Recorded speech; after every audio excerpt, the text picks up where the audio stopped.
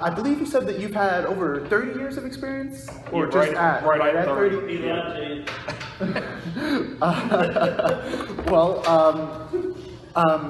If you would say in the last 15 minutes, 15 years, I apologize, 15 years, what do you think would be the single largest crisis that EMS in general has faced? They call it a paramedic shortage, and I'm going to call it an alleged paramedic shortage. I believe there are plenty of people out there with paramedic certifications that choose or have had, and they let them go basically because there's better, not necessarily better or more rewarding jobs, spiritually maybe, but there's much better working conditions than what most paramedics get. And I think with this service in particular, we've kind of got the best of working conditions, and that's why a lot of our people stay. But I hate to pick on somebody, but you look at our neighbors on the other side of the county line going west, and they have no quality of life. They are basically expected to clock in on Monday or Sunday at midnight and basically stay for a week and not have a family, not be able to plan anything. Right. And there's no balance. There's nothing outside of EMS for them. And you know, when I worked in Louisville, it was not uncommon to get mandatory twice a week. So granted, at that point, we're on 8-hour shifts, but you think you're going home at 4 o'clock, you get a late run, and at 4:30, they call you to the hospital. You already think you're working late enough, and you don't know that you're actually staying until midnight. Mm-hmm. And that happened all the time. That's no way to live. Mm-hmm. And a lot of times, too, I think this part has gotten better, but a lot of, if something went wrong on a run, it's like, okay, who do we punish? Who do we get in trouble versus how do we learn from it and make it better? I think both of those, nobody's here for the money. I get that. We're here to help people. But at the same time, if a guy comes in and wants to help somebody, it's like, well, I can be a paramedic or I can be a nurse. And as a nurse, I can make 1.5 to 2 times as much hourly. I don't have to carry anybody. Sometimes things like that play into it. Right. So I would have to say really how employers have treated their paramedics and EMTs have created this, what I call an alleged shortage. Because again, I think there's plenty of people, if they were treated right, would be here in a minute. It is a great job, but you can't continually get kicked day in and day out for 20 or 30 years. You just can't do that. And that's what has been asked of a lot of these people. Right. So I'd like to break this into 2 segments then. How do you think this problem could be combated in an individual agency, such as this one, and even perhaps on a more large basis, such as within the entire state of Kentucky, maybe in a general geographical area, but just let's go ahead and say, how could K-beams, for instance, work towards helping agencies fix this problem?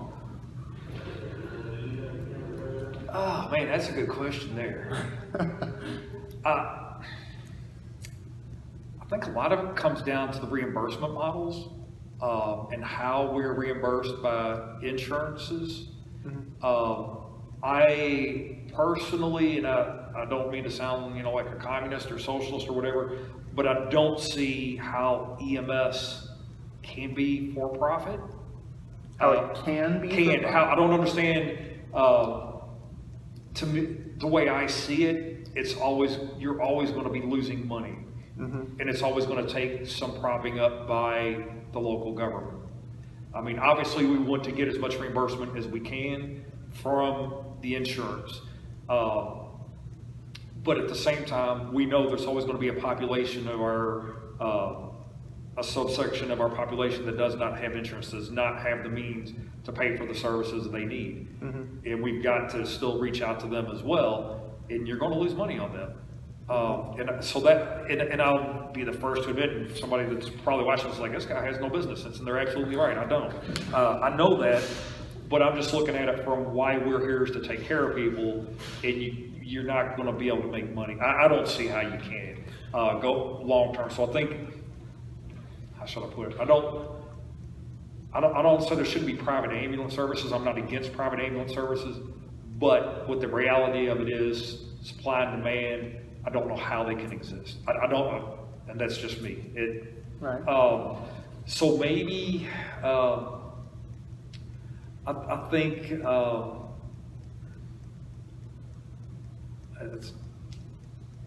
What I've seen that has helped is services that take care of their employees. I've been here 5 years. I got my third mandatory last Saturday or Sunday. Last Sunday was my third mandatory. In 5 years. In 5 years. And part of that is, and like we talked at the very beginning, servant leadership. Our majors will get on trucks and make runs. I've worked for services. I'm a major. I drive this car and I fill overtime and I QA your runs. Right. I do not make runs on the ambulance. Mm-hmm. We do. When we have the off duty, when we get to the high run volume, like, you know, car wreck that takes all of our trucks out of MCI, whatever, they hit our off duty tones, our director comes back. And he is an EMT, but technically he's not a clinical employee, but he's back and he will get on a truck if we need. So I think a lot of it is on the management showing that they're willing to get their hands dirty and take their part in that as well. Because I mean, I know I'm a major, I don't have to do it. I'm a captain, I don't have to. Right. Well, ultimately, we're all paramedics or EMTs. And ultimately, our job is to make the stupid run, or I shouldn't say stupid run, but to get on the truck and make the run. I understand. So I think a lot of that also comes from the attitude of the management. Our management has worked with our board and with the hospital to fight for basically saying, we're a great place to work. We are very family oriented. We try to take care of our people, but at the same time, if I've got a younger person that might have 15 years in the state pension, and all of a sudden, Fire Department X is saying, hey, come here, I'll pay your full insurance and give you a $2 an hour raise over what you're making in Oldham County. They're like, okay, well, I'll make a few more runs. I'm young, I can handle it. And I don't, maybe part of it too is more, I'd have to think about this, maybe more regionalization of services and sharing of resources. Between agencies? Or geographical areas, maybe. I truly don't understand, and never did. I lived in Jefferson County, why there's not one huge Louisville EMS fire department. I mean, I know why, a lot of it's political, but... You would know better than me. Well, I never understood even when they passed merger, we still had 20 some odd volunteer, or I shouldn't say volunteer, but separate taxing district fire departments outside of the city of Louisville. It's like, why isn't it one big one and sharing the resources equally? I think sometimes things like that would help, where, hey, we're short a paramedic over here, and okay, granted, everybody over here has a lot of money, so they have a really fancy local fire station, and they have enough people. Why aren't we sharing it with the people over here that maybe don't have as much? As far as K-beams, maybe as we look at job changes and economic changes, and I'm just going to use an example, and I might be off base, somebody that knows a lot more about me, say, that guy's an idiot, but going under the assumption that coal is not going to come back like it did, and we got a bunch of unemployed coal miners. I'm just going to make that assumption. I could be completely wrong. Okay. Or any group that suddenly their industry is waning, but we have talented people, train those people to be EMTs and paramedics. I think there's people out there that can do it, so that might help. But ultimately, I think the whole problem has just been how the people have been treated over years. And now you get that stigma. You know, a kid grows up in Louisville, so like, well, I've seen what those guys go through. I'm not doing that. That's nuts. Right. So then they never realize, like when I took this job, I was like, I'm not going back to EMS. I've been on the fire department. I've had nice working conditions for the last 13 years. I'd be nuts to leave. I came out here and rode along like 2 days. And I'm like, wow, I didn't know EMS could be like this. So, you know, even I, an EMS person, did not realize there were services that took care of their people. Right. It's like you said earlier, there are a lot of people that, and I know you've been in several different agencies, but even still, there are people that grow up in one agency and don't really realize what other agencies are like. It doesn't necessarily mean that one is better than the other, but all of them are different, and some might be better at this, whereas others are better at that. I have found, and I wonder if you agree with me, at least in my particular company, and I think in a lot of other companies, actually just an increase in wage across the board would make a huge difference. And I think this goes beyond just initially attracting people, because if you're paying a really high wage, you're going to get a lot of people to come in. Right. But what it also allows is, as you have, now that you're finally solving your staffing issues, you're going to get rid of the mandatories. Right. You're going to be able to pick better shifts. As you've got a lot of people that are coming in, a lot of new EMTs, even new paramedics, you can start picking and choosing those that might be better suited for management and getting better managers, better supervisors, both on the more immediate level and on the higher level. And over time, if you solve the paying out for overtime problem, the paying out for damaged equipment problems and stuff like that, I think would happen if you just increase the wage overall. I think in the long run, you're going to find yourself with a surplus of money anyways that you could then spend in programs to help retain your employees more. Besides just wages, there are other benefits, like you said earlier. Actually, I think if you said that if people felt like they had their own station rather than sharing the station with somebody else, even something like that could be something that would really help and attract people to our service.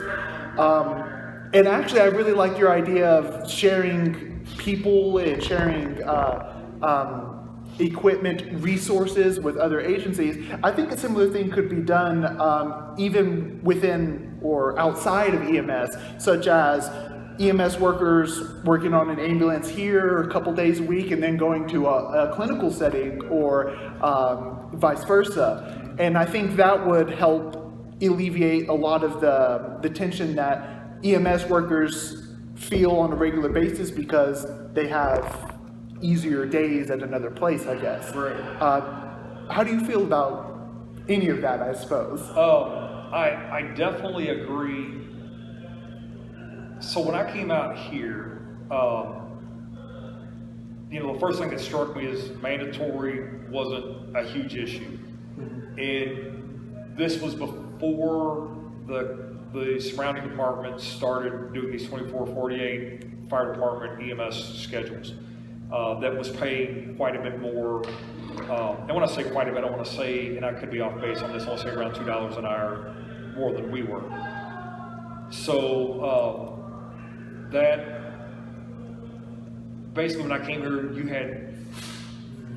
you could apply, but you only got hired if you were invited to apply. If that makes sense. Like they really could do exactly what you said. They can pick and choose who they hire. Right. And we had a lot of great people. And we have a lot of great people now too. We actually have people driving here from Georgetown, Kentucky to work, from Marion County, Kentucky, and then they'll come up here and stay 3 days, either with a co-worker or whatever. That's quite a drive. But it is worth it for those people. And again, they're mostly the older people that have worked other places. They don't want to be making a million runs a day. But I think that would be huge. I know this service about within the last year, we got a fairly significant raise to try to keep up with those other surrounding departments. We're still losing a few, but not like we were. And interestingly enough, with that, some of these people that went to those other departments, and they're like, well, it seemed like a good idea at the time. The grass looked greener, but it's really not so much greener. We've had a few look to come back. And it's funny, with the regionalization part of it too, in a way that actually already happens, I'm one of the few people here that doesn't have 2 jobs. Almost everybody here. A lot of our PRN people get overtime, and a lot of our full-time people work another job or 2 anyway.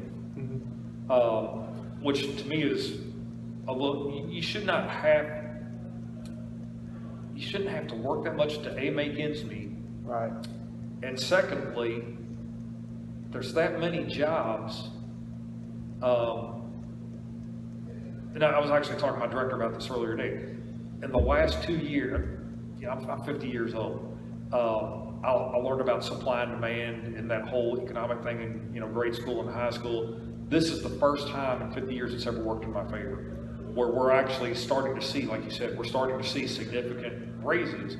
The problem is with insurance reimbursements, I don't know how they get sustained. It maybe gets to the point where the insurance companies, and maybe it's the whole issue with the whole healthcare system. That's a whole nother thing to talk about. Yeah, I mean, that's the thing that blows me away. It's like when we're taking people from a hospital in LaGrange, or a nursing home in LaGrange, and it's like, we're taking them to Dixie Highway, why? We can't get that procedure done here, a mile away. We're going 45, 50 miles away for something. And we've eased up on some of that. We just look at some of the waste of how far we're driving. It's like, you take person to the closest appropriate hospital, or even the non-emergency ones. Okay, so grandma needs a CT, that's great. Why am I driving her 30 miles when I can drive her 1 mile? Right. That makes, I don't get that whatsoever. I don't understand with the wound care. We do a lot of wound cares. It seems to me like it'd be cheaper to pay the doctor to come out here and see 3 patients in a nursing home in a day. Maybe he comes out here first thing in the morning and sees 3 patients by 10 o'clock and he's done. It'd be cheaper than 3 ambulance. Even if we paid him $1,000 to do that, it'd be cheaper than 3 ambulance bills for those same patients to go into his office 23 miles from here. All right. But that's above my pay grade.